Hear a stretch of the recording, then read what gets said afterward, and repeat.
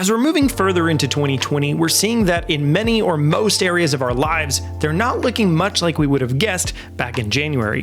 One of these areas as it specifically pertains to this channel is obviously in the business and our enjoyment of Nintendo. Several games in the industry have been getting delayed, consoles have been extremely hard to find, but does that mean that this year's gaming landscape is pretty much a sunken cost for Nintendo and us Switch owners as stuff starts to get kinda crazy? I can't say for sure, but I actually think maybe not. Funnily enough, some of the things for which Nintendo has been criticized in the past may come to their aid in these crazy times. Let's talk about it.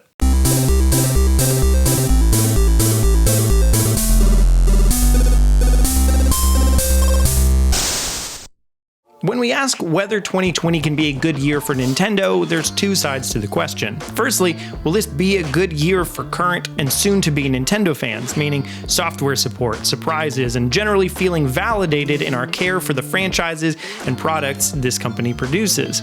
That's obviously the side most of us are directly interested in because, frankly, who cares about the success of a company that isn't directly of interest to you? Well, that's a bit of an overstatement, of course, but you get the point.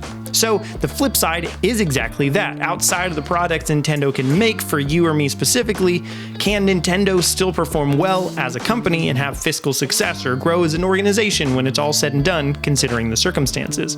Again, as I said before, I think some of Nintendo's criticisms of the past will be what could be very helpful to save this year for both their business and our entertainment. To start with, let's consider where we are now at the end of April compared to the same time in 2019. As far as Nintendo published games, last year we'd seen New Super Mario Bros. U Deluxe release, as well as Tetris 99, Travis Strikes Again, Labo VR, and Yoshi's Crafted World. This year, in the same amount of time, we've seen Tokyo Mirage Sessions Sharp FE Encore, Pokemon Mystery Dungeon DX, and Animal Crossing New Horizons.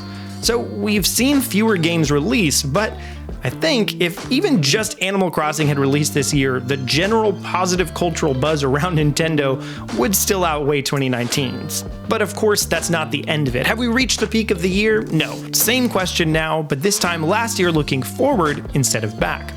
By now in 2019, we were aware of every single Nintendo published game that would be coming out that year, except for Ring Fit Adventure and The Stretchers. We learned about Mario Maker 2, Astral Chain, and Link's Awakening in the February Direct, and we already knew about Luigi's Mansion 3, Daemon X Machina, Pokemon Sword and Shield, and so on from just before or just after then. So now to compare, let's look forward into 2020 to what we already know by contrast.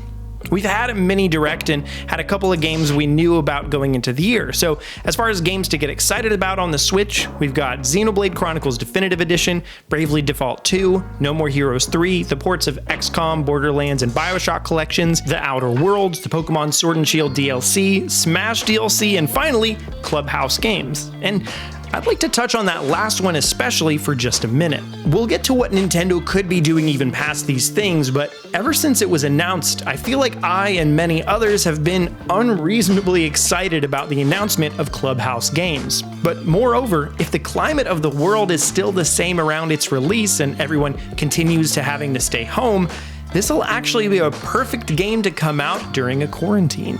There are 51 various games that can be played alone, in local multiplayer, or many of them with online multiplayer.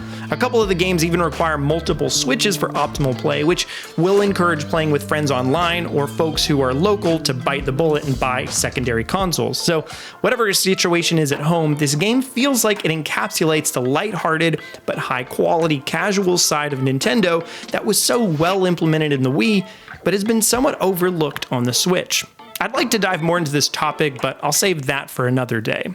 There are a lot of challenges that will be faced this year, though. The first is currently ongoing, it's just a lack of supply. In some ways, it's a good problem to have because it shows there's customer interest, but it's also largely because of stock shortages.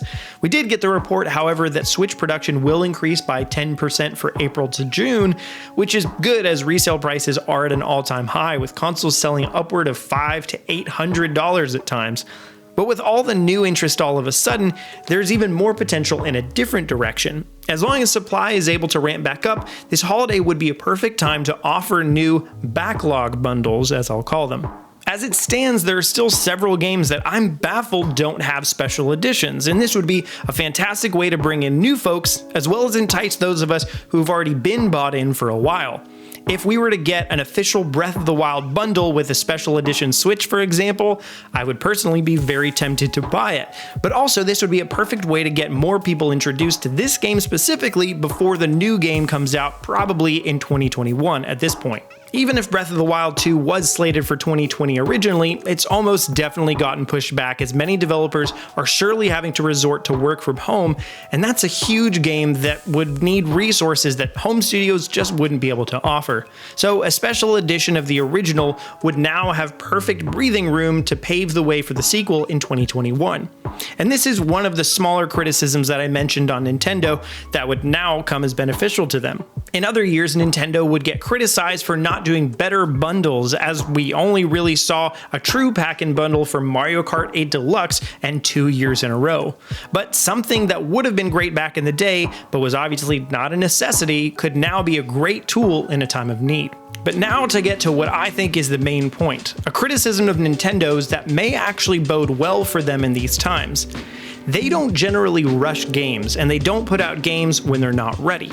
We talked about this on our podcast a week or two ago when an anonymous Nintendo employee told Bloomberg, Nintendo developers are allowed as much time as they need to be satisfied with the quality of game before its release. Which is why Animal Crossing was delayed into March 2020, and along similar lines, last year Yoshi's Crafted World was released on March 29th, but a data miner found that the full game's file had been added to the Switch eShop in December of the previous year, 3 full months prior. So what this means to me is that while I do expect there are still games that aren't done but will just have enough time to be completed for the rest of the year, I suspect that there are 1 or 2 more that could be pulled in to replace other releases that may have been inadvertently pushed out of 2020. The easiest example being Metroid Prime Trilogy HD, although that could be certainly one of a few.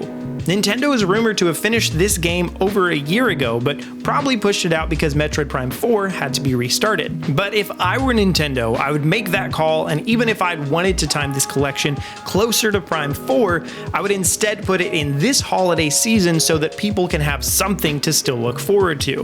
And it feels like this could certainly be true of several other games too.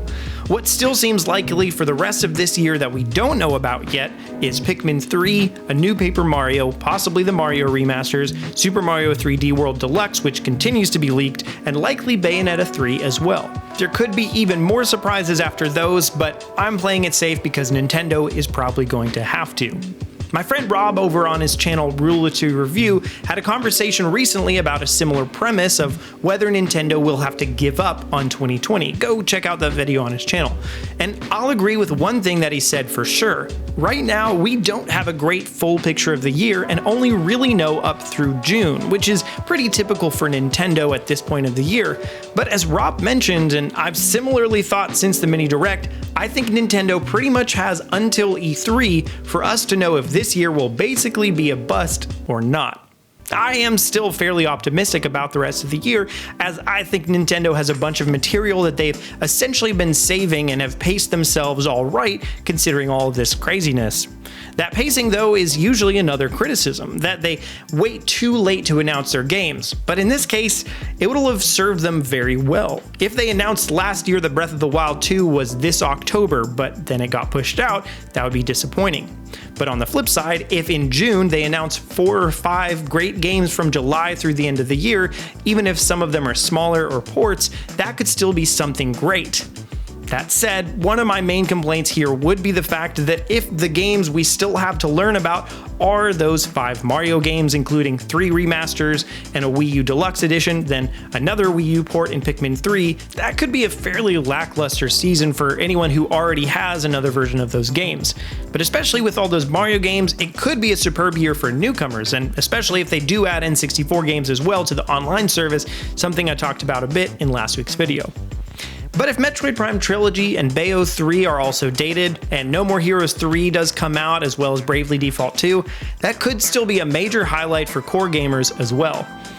A last point I'll mention is that while this year will definitely be very rough on development for most studios, I do think we will get some great indie games out this year, and we all know those are still thriving on the Switch and generally can still operate in their smaller home studios. So if you haven't really given indie games much of a chance yet, definitely check out one of the multitude of indie game suggestion videos to try out some cheap and fantastic ones. But I'm expecting games like Sports Story, Skatebird, Eastward, and hopefully Hollow Knight Silksong to come out this year and be great experiences. All in all, I think Nintendo still has a lot of cards up their sleeves. They just need to see that this is the right time to use them and take advantage of an opportunity where people are looking for entertainment and also help those people, like myself, have an outlet in difficult times. If production can keep up, I expect we can be welcoming many more into the Switch fold, and it should be a really fun opportunity for all involved. But that's what I think. What do you think? Will Nintendo be able to salvage 2020, or is this year a bust at this point? Let me know all that and more in the comment section down below, and we'll pull some of those comments to talk about on our podcast this week. And while you're down there, leave a like on the video and subscribe to Fanatix Four for more content like this every Tuesday and Thursday. That's it for me. See you next week.